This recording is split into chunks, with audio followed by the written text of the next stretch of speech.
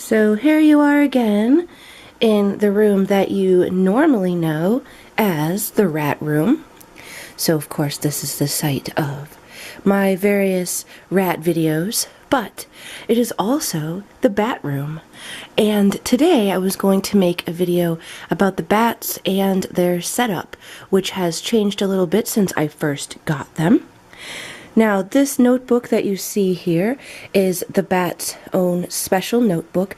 Each of my education animals, so the bats, puka possum, and now Tolba the box turtle, have their own notebook where I record things to do with their care.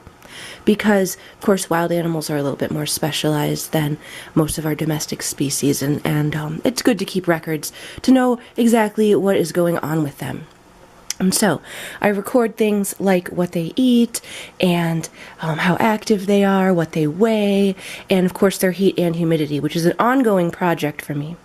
Because it's actually difficult to maintain good humidity that's not too humid or too dry. And I feel that what happened with Spriggan's arms might have been due to too much humidity, also rubbing on the glass of his tank. So of course I think in my last video I mentioned the layers of linens and drawer liners that I've put there to prevent them from really rubbing their arms much on that. But as far as the humidity goes, I've made some changes there as well.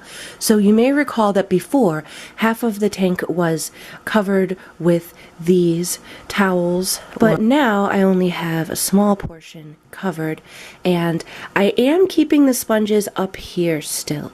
There are other strategies that people use, like they put them in the little plastic berry containers that you would get berries in at the grocery store, but you'd have to put that in your tank, and I didn't really want to put it into their space. So I'm trying this for now. Moist sponges up here, but no heat upon them. There used to be the heating pad right here to kind of provide ambient heat to the entire enclosure. And that was, I feel, probably releasing too much moisture from the sponges right away, and was causing condensation on the glass, and that may have led to Spriggan's arm issue. At least that's what my mentor thinks, and that's kind of what I think as well. It makes sense. So now I'm working out a new plan. So I've got the heating pad right here on the outside of the tank, which I may or may not end up covering over with a towel to kind of keep that heat in and going toward the bats. But this gives them a warm side and a cool side, and it doesn't put any heat directly on the sponges.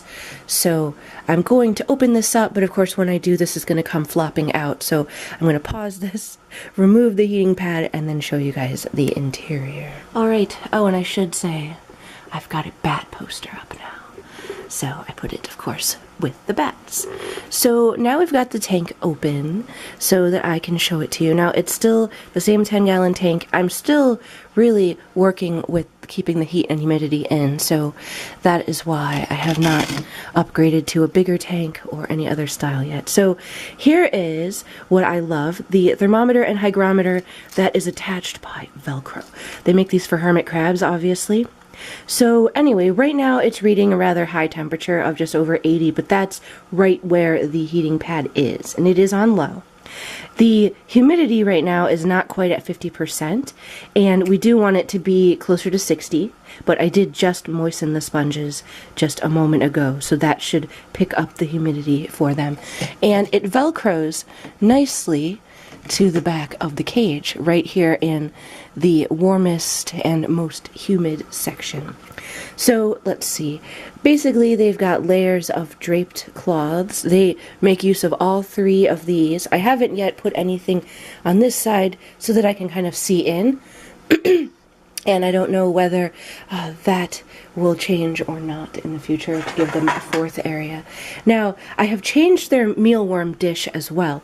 This one, my friend and mentor has given me because the mealworms are not able to climb out of it.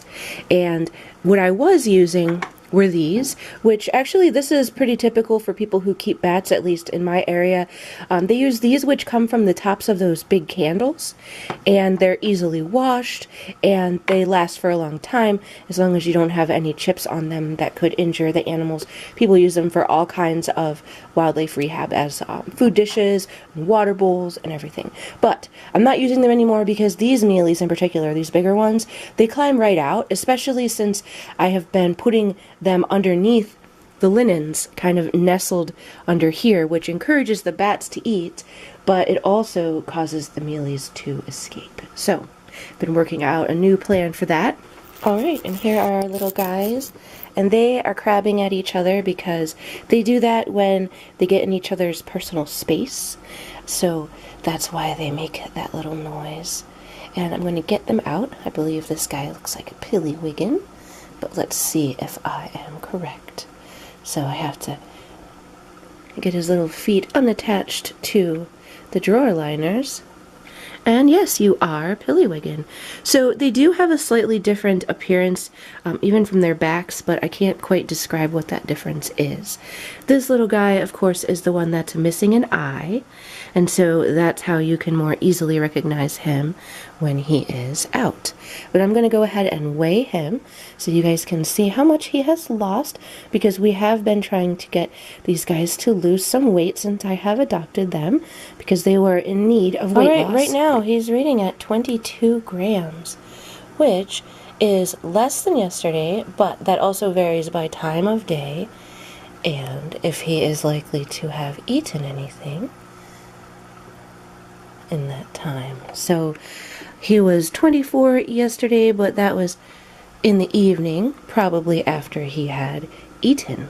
So now he pretty quickly climbs into his cage where he can hide from the light. So I'm going to go ahead and get out Spriggan now. Sounds like he must be over here. He is, and you guys can see how his arms are looking better. Now, a word about the gloves. I am not wearing them because I'm actually fearful of these bats biting me.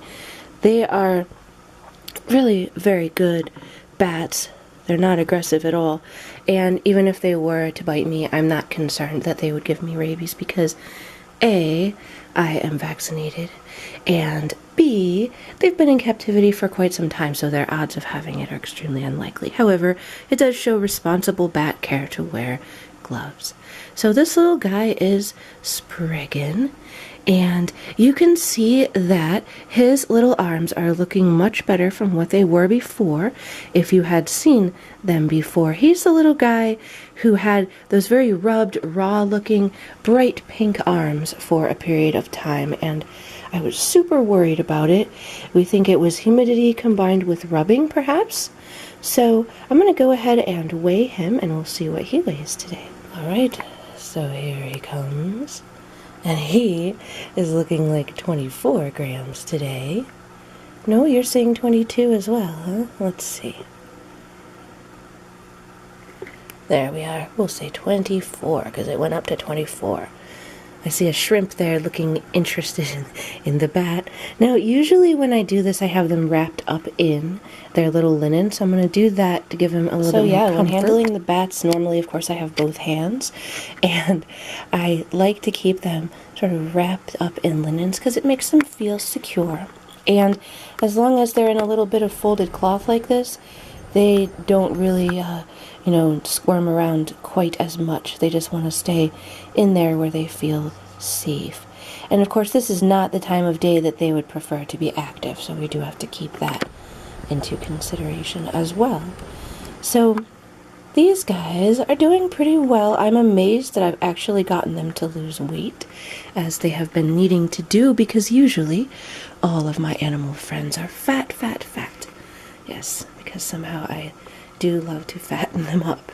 So I'm pretty pleased that these guys have had a slow and steady weight loss, but not too much, and they are eating every day, which is of course the main reason for my weighing them every day. Now, Spriggan is getting into position over here. He has it quite tucked in, behind a layer of linens yet, but it looks like he's working on that. And Pillywiggin is already out of sight. So this is where they will sleep during the day. And if I were to get them out at night, they would be a bit more active. But they still are always seeking out places like this, small spaces that they can crawl into. And it makes sense if you can think, well, there are species that normally flies to escape danger, and these guys, being flightless, they probably feel very exposed out in the open. So as long as you can keep them covered nicely beneath a layer of cloth, they will be peaceful and relaxed. Otherwise, they kind of scamper around trying to find a place to hide. So that's the reason we've got so many cloths here draped around for them. I once had one hanging from the ceiling as well, but they were not using it, and the mealies were using it to escape. So that is why I removed it. Alright, and the last portion of bat care for the day is, of course, to return the mealworms to their own enclosure here, which is where they can feed on all of the delicious and nutritious things I have provided. So I'm trying to actually get a breeding colony going. So I have got some adult beetles as well. And I have seen some very, very tiny mealies in here. So hopefully that means that they are larvae that have actually hatched in here. So we're still working on that though, because I would like this to be a bit more self-sustaining. But I feed them all kinds of good stuff, and I'm always giving them different things. The vegetables are for moisture as well as nutrition, and then give them a variety of different grain type of things, as well as bone meal was recommended in the bat book I've been reading, so I'm going to get some of that, and that makes them higher in calcium for the bats. So I put this up on the shelf over here, and that is it for bat care for today. So I will try to make more bat videos. Of course, I'll try to do it in the evening, which would be a better time for them, because they don't really like to be woken up in the daytime, as you could imagine. So I will make some more bat videos very soon. Thanks for watching.